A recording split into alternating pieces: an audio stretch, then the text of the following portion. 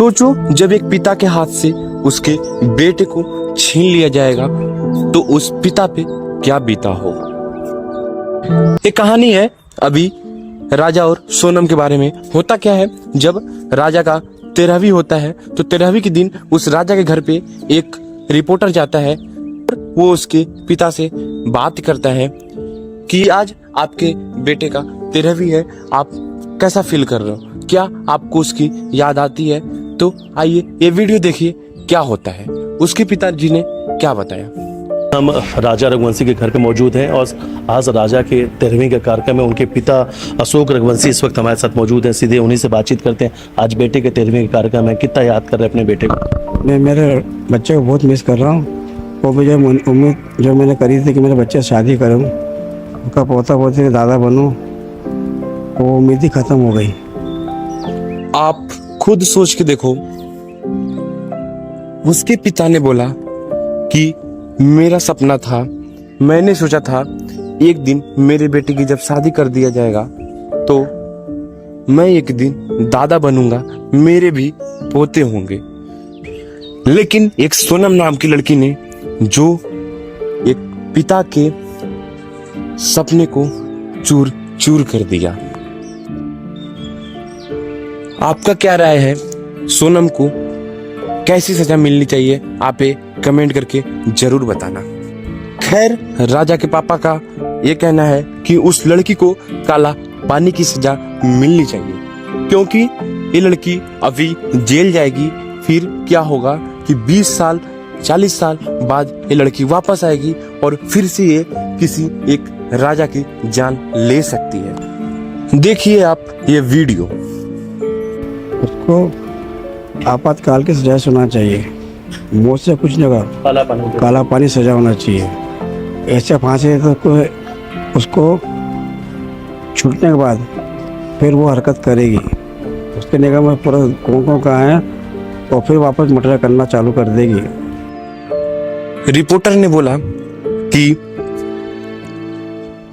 क्या लड़की के घर की तरफ से आपके इस बेटे के 13वीं में कोई आया है? तो लड़के के पिताजी ने बोला कि हाँ, उसके मामा और उसके भाई आए हुए हैं। और उसके पिता ने बोला कि आप लोगों को देखकर वो बाहर चले गए। और लड़के के पिता ने बोला कि लड़की के तो मम्मी को और उसके पापा को तो ये बातें पता ही होंगी कि उसकी लड़की कैसी थी। उनको ये सब जानते हुए उसी लड़के के घर में उनकी शादी करनी चाहिए थी, लड़की जिससे पहले से बात करती थी। उनको उस लड़की की खुशी में अपनी खुशी को रखनी चाहिए, लेकिन उन्होंने ऐसा नहीं किया और उन्होंने अपनी बेटी की हाथ मेरे लड़के के हाथ में देकर मेरे बेटे की जान ले ली। ये एक बहुत ही गलत किया है। सब कुछ जानते हुए उनको ऐसा नहीं करना चाहिए। और अगर एक लड़की ऐसा करेगी तो लड़कों का शादी से और लड़कियों के ऊपर से बिल्कुल भी भरोसा खत्म हो जाएगा। और मेरा ये कहना है कि खत्म होगा नहीं, खत्म हो गया है। आप ये वीडियो खुद देखो। तो पापा को सब मालूम होगा, माँ को मालूम होगा, पूरे परिवार को मालूम होगा। शंका देना चाहिए या किसी के परिवार को उजाड़ना अच्छी बात नहीं है। इस हिसाब से कौन किसी भी लेडी से भरोसा करेगा। ये हर आदमी डर रहा ना कि मार डालेंगे। और जब रिपोर्टर ने राजा के पिता से पूछा कि आपको राजा की याद आती है, तो राजा के पिता ने बोला रात के 2 बजे 3 बजे मैं सोता हूँ और मुझे ऐसा लगता है कि राजा मेरे पास आकर बोलता है पापा मैं आ गया।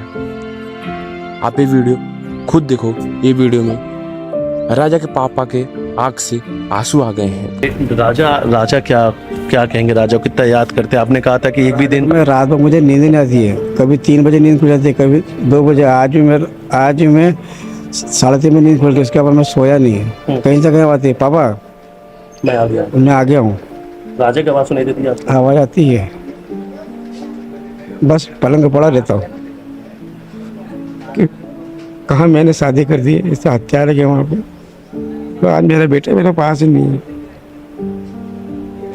इसके आखिर में क्या बोलो, उसको उसे पता वो कौन सा कहता। अगर आपने भी इस बाप के दर्द को समझा है तो आपको भी इस बाप का दर्द महसूस हुआ है तो प्लीज इस वीडियो को लोगों तक पहुंचाइए, जितना हो सके उतना वीडियो को शेयर करिए ताकि अब कोई राजा ना मरे और इस राजा के पिता को इंसाफ मिलना चाहिए। और जैसे कि इनके पिता ने बताया कि लड़की को मौत की सजा होनी चाहिए, तो इस वीडियो को इतना शेयर करिए कि उस लड़की को सच में फांसी पे लटका दिया जाए। चलिए मिलते हैं नेक्स्ट वीडियो में, तब तक के लिए बाय बाय। वीडियो कैसा लगा कमेंट करके जरूर बताइएगा।